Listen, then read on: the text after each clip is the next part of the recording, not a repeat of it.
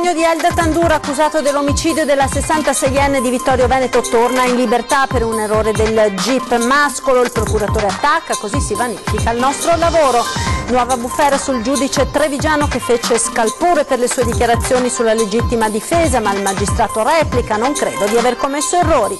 Ancora furti nella Marca, il caso di una famiglia vittima di ladri con in casa dei bimbi, uno dei piccoli sotto shock scava buche in giardino, così dice alla mamma i ladri inciampano. Accordo Hausbrand-Melegati, il colosso trevigiano del caffè acquisisce la Procura Generale per la campagna pasquale e la produzione delle colombe. Sdegno a Castelcuco per il ritrovamento di un capriolo, femmina e gravida strangolata dal cappio di un bracconiere, polizia provinciale a caccia dei responsabili.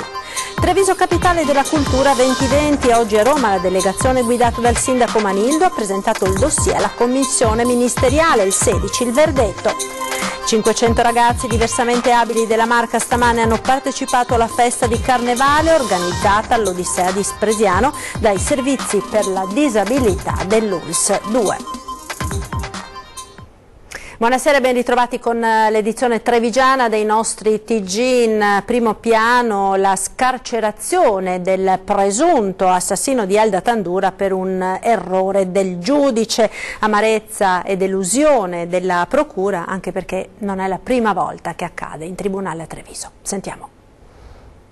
Iniziata male, proseguita peggio, la vicenda della morte di Elda Tandura, la 66enne deceduta dopo un mese d'agonia all'ospedale di Treviso, si arricchisce di un nuovo incredibile capitolo, la scarcerazione del presunto assassino per errore del giudice. Già, perché ieri il Tribunale del Riesame ha disposto l'annullamento dell'ordinanza di custodia cautelare in carcere per Luca Furlan, il 49enne di Preganziol, ex compagno della donna, accusato di avere provocato con una spinta la caduta di Elda, poi morta in seguito alle lesioni. Il giudice è Angelo Mascolo, finito sotto i riflettori per la famosa frase sulla necessità di armarsi. Ebbene, il magistrato, nell'ordinanza con la quale disponeva la carcerazione di Furlan, avrebbe fatto proprie le considerazioni della procura senza un'autonoma valutazione, come previsto dalla legge. In termini tecnici, un vizio procedurale attribuibile al giudice, tradotto un copia e incolla delle motivazioni della procura, che ha indotto Riesame ad annullare il provvedimento rimettendo Furlan in libertà.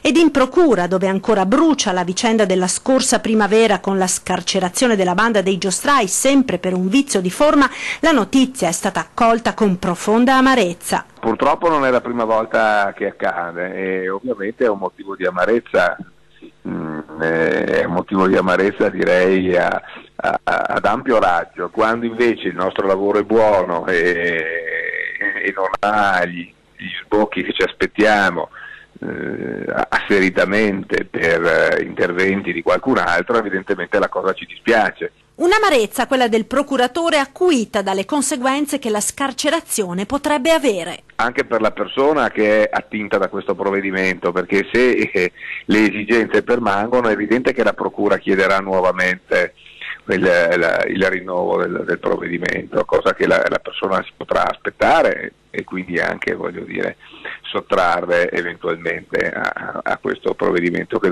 dovesse essere chiesto e dovesse essere concesso. E così, dopo quella sulle frasi shock che gli hanno portato il soprannome di pistolero, una nuova bufera si abbatte sul giudice Angelo Mascolo, che replica così alla bocciatura del Tribunale del Riesame. Sentiamo. Non so se erano le stesse opinioni della procura, comunque io ho motivato con la mia testa, come faccio sempre. Se poi erano uguali a quelle della procura, non so cosa farci, insomma. Non è che è scritto che devo scrivere parole diverse di quelle della procura. Commenta così il giudice Angelo Mascolo la bocciatura del Tribunale del Riesame della sua ordinanza di custodia cautelare per Luca Furlan, accusato dell'omicidio preterintenzionale dell'ex compagna Elda Tandura. Ora si attendono le motivazioni, ma all'indomani della scarcerazione del presunto assassino a causa di quello che sarebbe un suo errore, il giudice soprannominato pistolero ribadisce le sue ragioni. La questione per Mascolo era così chiara e così ben motivata da non richiedere ulteriori argomentazioni oltre a quelle esposte dal pubblico ministero. Io credo di aver fatto bene, l'ho anche guardato, l'ho anche riguardato, mi sembra che ci sia tutto quello che serviva. Poi per carità rispetto il giudizio Tribunale della Libertà, no? Ed anche il delitto di Elda Tandura rientra nei tanti episodi di violenza sulle donne che si stanno registrando nel nostro paese, anche nella nostra regione. Proprio oggi a Venezia è partito un corso di formazione per appunto i medici e gli infermieri veneti contro la violenza sulle donne. Vediamo. Un medico e un infermiere esperti di violenza sulle donne in ciascuno dei 47 pronto soccorso del Veneto. L'obiettivo sarà raggiunto al termine del percorso di formazione iniziato in questi giorni da 100 operatori del sistema sanitario regionale. Questi 100 formatori poi saranno utilizzati su tutto il territorio regionale per formare altre circa 3.000 persone, che sono sempre persone che lavorano in pronto soccorso, per aiutarli a riconoscere meglio le problematiche e ad affrontare in modo adeguato episodi di questo tipo.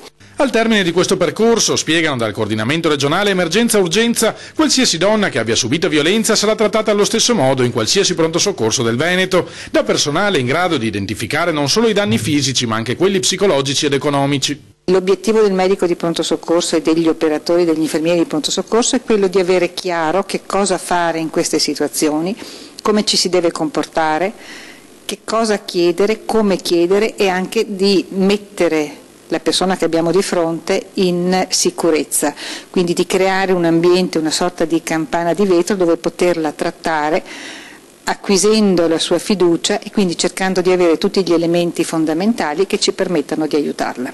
Non bisogna mai dimenticare, invitano dalla Regione, che quella della violenza sulle donne è un'emergenza. Gli ultimi dati completi sono relativi al 2016 e parlano di 2.711 donne prese in carico dal servizio sanitario, 5.300 contatti telefonici o agli sportelli, 563 accessi al pronto soccorso, 1.585 violenze fisiche dichiarate e 684 denunce. L'obiettivo di iniziative come questa, spiega l'assessore regionale al sociale Manuela Lanzarin, è invertire questi dati cercando di coprire la parte non coperta e iniziando un percorso di protezione e fiducia.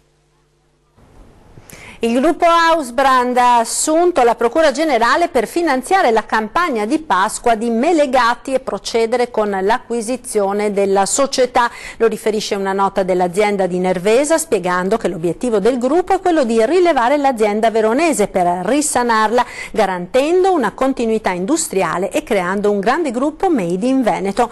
Nuovo spiraglio di una soluzione positiva per il marchio che ha inventato il Pandoro dopo il passo indietro del fondo maltese. Tra cassa integrazione attivata lo scorso 12 dicembre e rischio di fallimento, gli ultimi mesi sono stati drammatici per l'azienda veronese. Una bella operazione che nasce sotto una buona stella, che coniuga e salvaguarda il meglio della tradizione dell'imprenditoria veneta, così il presidente della regione si congratula con l'impegno del gruppo Hausbrand con la prospettiva di rilevare l'azienda veronese e di garantire così occupazione e continuità alla sua storia produttiva. L'accordo è stato stipulato presso il Tribunale di Verona con la presentazione di una formale manifestazione di interesse nei confronti della Melegatti e, precisa il comunicato dell'azienda trevigiana, l'obiettivo di far ripartire in tempi brevissimi la produzione.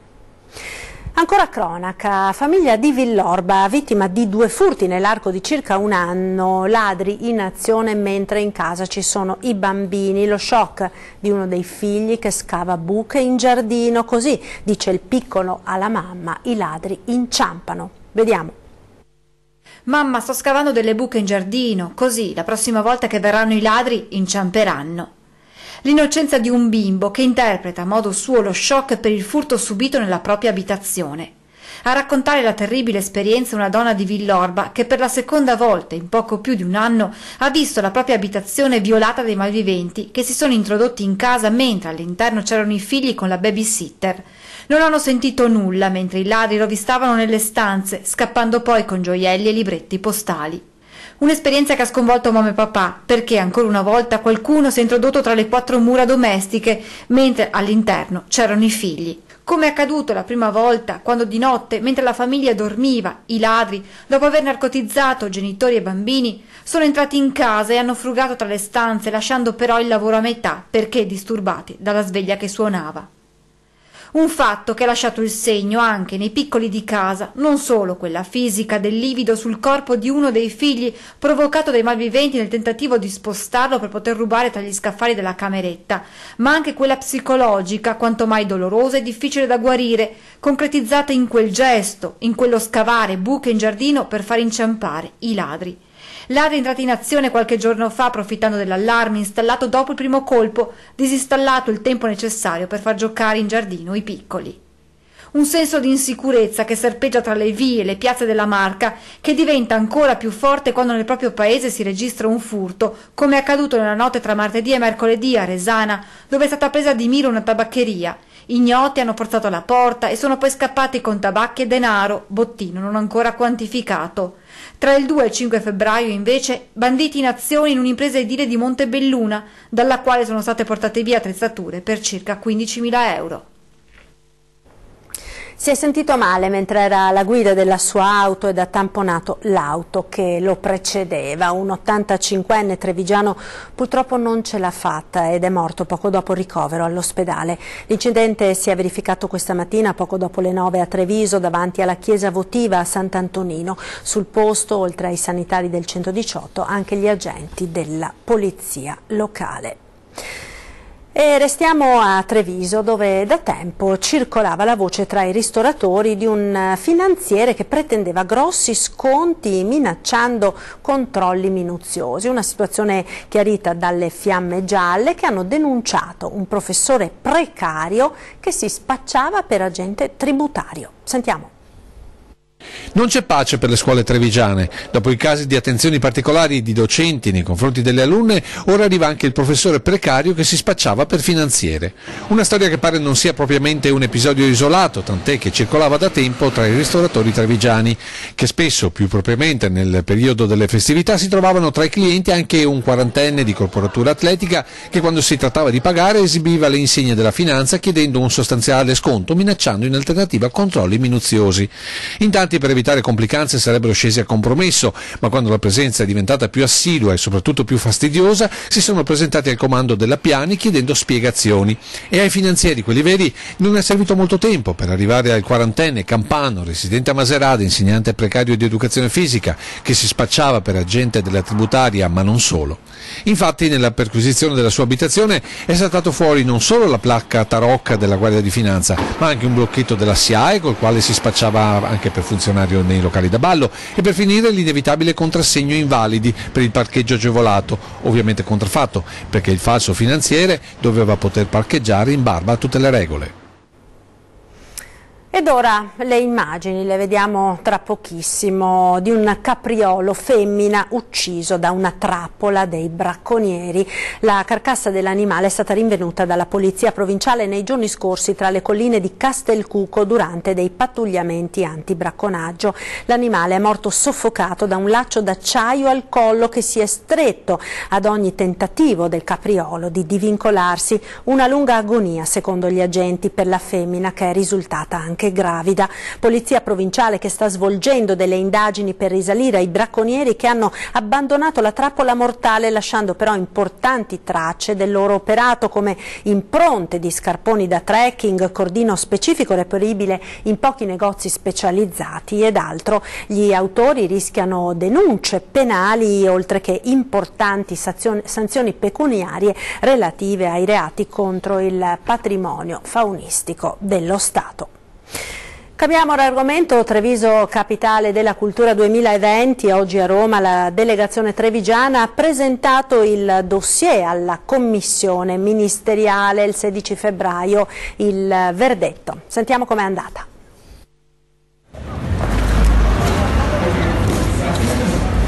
Treviso, capitale della cultura 2020, la diretta Facebook per tutta la mattinata, poi l'audizione a porte chiuse, mezz'ora di confronto serrato nella quale la delegazione trevigiana, capitanata dal sindaco Giovanni Manildo, ha presentato il dossier e risposto alle domande della commissione. Il privilegio, l'orgoglio e la responsabilità di rappresentare la nostra comunità l'ho vissuto io e le altre 10 persone della commissione con veramente un grandissimo orgoglio. Penso che il nostro progetto sia un progetto molto competitivo e sicuramente un progetto realizzabile. tanti messaggi di sostegno alla candidatura arrivati al sindaco e all'assessore in questi giorni, università, esponenti del mondo dell'arte e della cultura, gruppi e associazioni. Io credo che noi abbiamo fatto, tutta la squadra, il nostro dovere, il nostro lavoro, e l'abbiamo fatto bene. Ognuno nella presentazione ha fatto la sua parte con chiarezza e concretezza. Credo che tutto questo lavoro verrà apprezzato. Certo, non sarà una passeggiata, perché Treviso, entrata nella rosa delle 10 città finaliste, ora si contende il titolo con città del calibro di Agrigento, Parma, Reggio Emilia, ma ci sono anche Macerata e poi, forse meno note ma non per questo meno agguerrite, Nuoro, Merano, Piacenza, Bitonto e Casale Monferrato. Il titolo di Capitale della Cultura 2020 porterebbe alla città un premio di 1 milione di euro, ma non solo. Oltre all'indotto turistico, di sicuro il lavoro svolto per confezionare il dossier, che ha visto lavorare fianco a fianco oltre 70 associazioni e fondazioni, rimarrà comunque vada un piccolo grande patrimonio per Treviso. Il verdetto della città vincitrice il prossimo 16 febbraio. Nel frattempo non resta che incrociare le dita.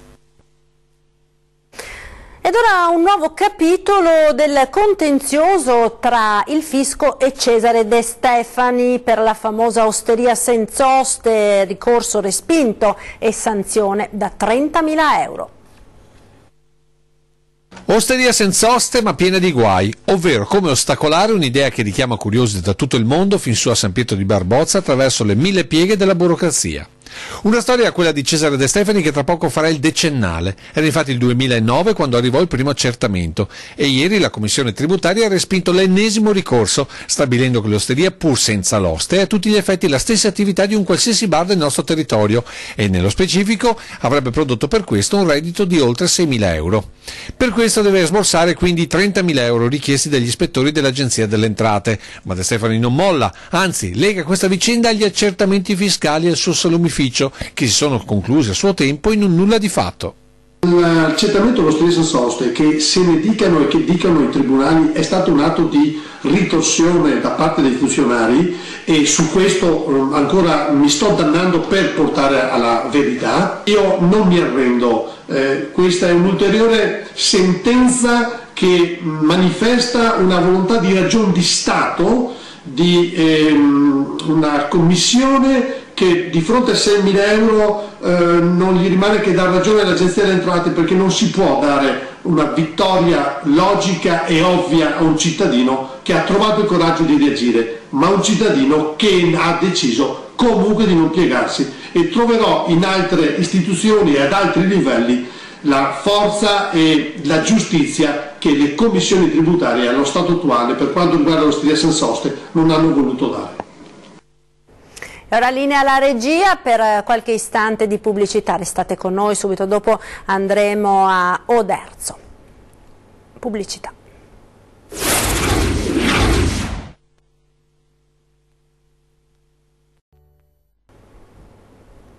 E rieccoci in diretta con l'edizione trevigiana dei nostri telegiornali. Andiamo ora a Oderzo, dove non mancano le segnalazioni di degrado, soprattutto nelle zone archeologiche. Per contrastare il fenomeno, il Comune ha deciso di investire 120.000 euro in corsi di educazione civica.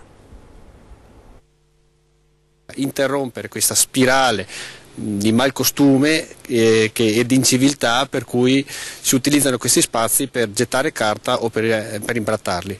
Lo sanno bene in comune ad Oderzo, la città archeologica messa così è turisticamente improponibile e le immagini registrate oggi purtroppo confermano come quello che altrove sarebbe un patrimonio non solo storico ma soprattutto turisticamente attrattivo è preda della stupidità soprattutto giovanile. E proprio per questo l'amministrazione ha deciso di intervenire con repressione ma anche con l'educazione. La prima azione che il Comune ha intrapreso è quella di installare un sistema di videosorveglianza perché gli incivili devono essere individuati. E a tal proposito sarebbero già pronti gli atti per poter comminare sanzioni pesantissime con tanto di denunce penali. Prevalentemente sono ragazzi, spesso adolescenti, e questo pone il grosso problema di mancanza di sensibilità verso questo patrimonio. Ecco perché tra le sanzioni ci sarà anche l'obbligo di frequenza ai corsi di educazione civica che si terranno proprio tra i reperti della città romana. Il Comune di Oderzo si è già attivato in questa direzione, non a caso ha avviato un progetto importante investendo 40.000 euro su 3 anni, quindi 120.000 euro per lavorare con gli adolescenti attraverso degli operatori di strada che facciano capire l'importanza sia dei rapporti tra loro sia del rispetto delle cose e delle altre persone. E la maleducazione non conosce confini. Da Oderzo andiamo a Santa Lucia di Piave, dove fa discutere l'iniziativa della parrocchia di realizzare un corso di buone maniere per i bambini. Sentiamo. Noi, avendo 2 sale, abbiamo avuto dei clienti che ci hanno chiesto se per piacere li potevamo mettere sulla sala dove non c'erano bambini, persone di una certa età che magari la pazienza ormai l'hanno persa. E poi ci sono proprio queste persone che mi dicono: i miei figli quando andavamo fuori non si comportavano come i figli di oggi, insomma. Non c'è gestore che non debba affrontare ogni giorno richieste del genere. Bambini indisciplinati che rendono la vita impossibile non solo ai genitori, ma a tutti gli sfortunati clienti che capitano nella stessa sala. Situazioni così diffuse che addirittura un famoso ristorante inglese ha organizzato un corso di buone maniere quando si è accorto che tante famiglie, non riuscendo a gestire i figli, hanno deciso di non andare più al ristorante. Un'idea che a Santa Lucia alcuni genitori hanno deciso di copiare. Sono solo 2 incontri di 1 ora e mezza, scenette, li metteremo alla prova sul campo, quindi apparecchieremo una tavola, la imbandiremo, ci siederemo attorno al tavolo e ci metteremo alla prova, ecco, ricordando loro cosa è opportuno fare, cosa invece è meglio evitare. Un'iniziativa che subito ha diviso il paese, non solo tra favorevoli e contrari. Tra questi mancò a dirlo il sindaco che suggerisce nel suo stile di vita un'altra ricetta. Io sono sbalordito perché il bon ton mio padre me l'ha insegnato a suon di ceffoni. Qualche ceffone ci sta? Ma certamente che ci sta. Il perdonismo assoluto che è imperante in questa società comincia dai bambini. Devono imparare a capire che la vita è fatta di spigoli, di regole, di rispetto per gli altri. Sindaco che neanche per i genitori. I genitori dovrebbero prima, evidentemente, se mandano i figli a scuola di bon ton, andare loro a loro volta a scuola di bon ton, perché non hanno insegnato nulla ai figli, l'educazione, il buon senso. Un corso che alla fine potrebbe essere utile anche ai genitori stessi. Sì, anche per i genitori, perché no? Senta, ma è più duro fare il mestiere di figlio, di bambino o di genitore dal suo punto di vista? Beh, io sono un genitore, posso dire, è durissima. Ed ora andiamo a Mogliano con una singolare iniziativa ecopunti che diventano ecosconti per premiare i cittadini che adottano comportamenti ecocompatibili. Sentiamo.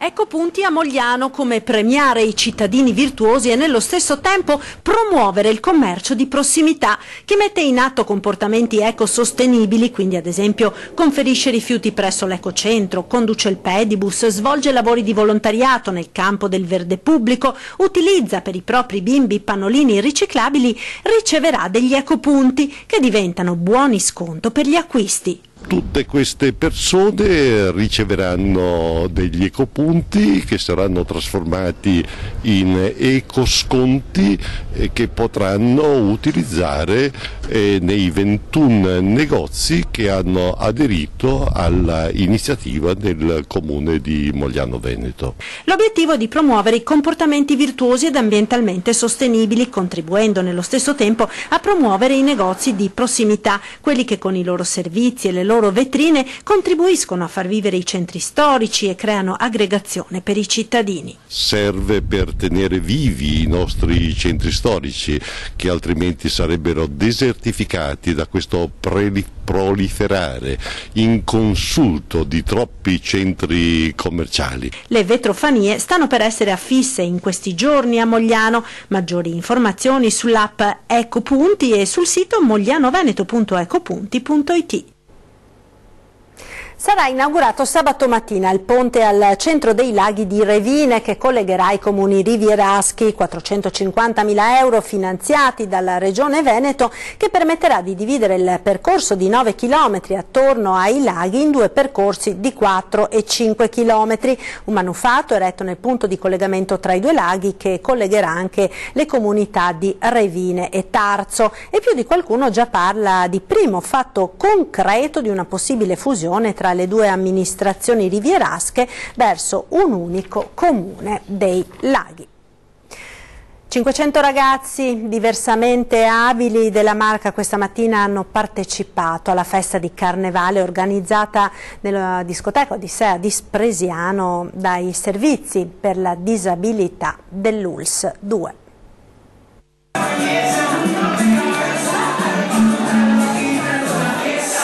La musica, le maschere, il ballo e poi la voglia di stare insieme, di festeggiare il Carnevale. Anche quest'anno la discoteca di Spresiano ha aperto le porte a 500 ragazzi diversamente abili di vari centri del distretto trevigiano. Con loro gli operatori che li seguono ogni giorno e numerosi studenti, futuri operatori dei servizi sociali dell'Istituto Besta. Certo, è un modo per unire i ragazzi, è un modo di confrontarsi anche per gli operatori, ma ripeto, è uno dei molti modi e una delle molte iniziative che nel corso dell'anno portano questi ragazzi all'interno delle comunità nelle quali vivono.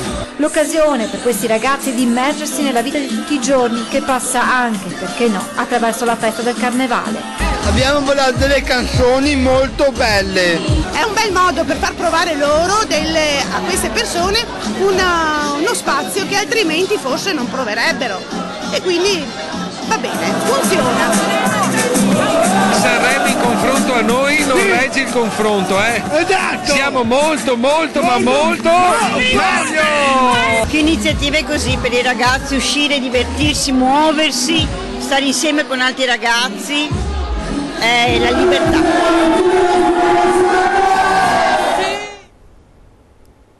Ed era questo l'ultimo servizio, io vi ringrazio per essere stati con noi, vi ricordo subito dopo il TG l'appuntamento con 20:10, questa sera ospiti di Ferdinando Avarino, Said Chaibi di Liberi e Uguali e Vincenzo Gottardo di Noi con l'Italia. In chiusura quindi, come sempre, uno sguardo alle previsioni del tempo per la giornata di domani. A tutti una buona serata, arrivederci.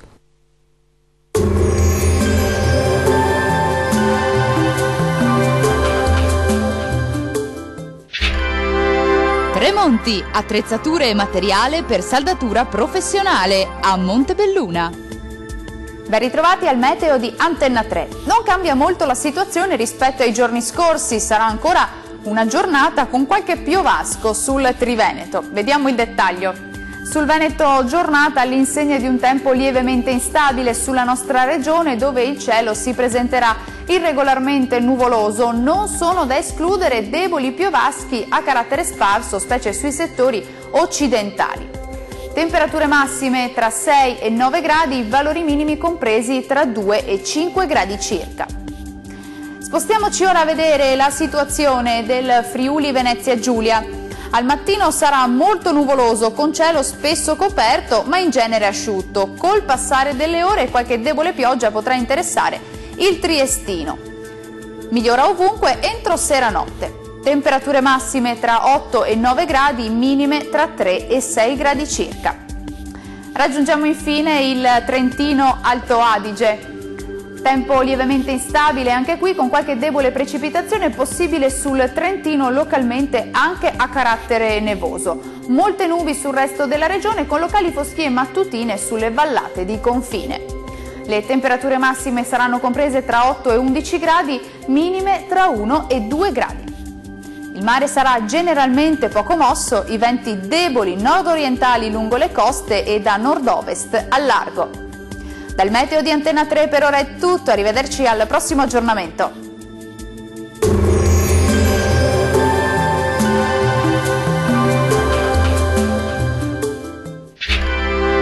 Tremonti, attrezzature e materiale per saldatura professionale a Montebelluna.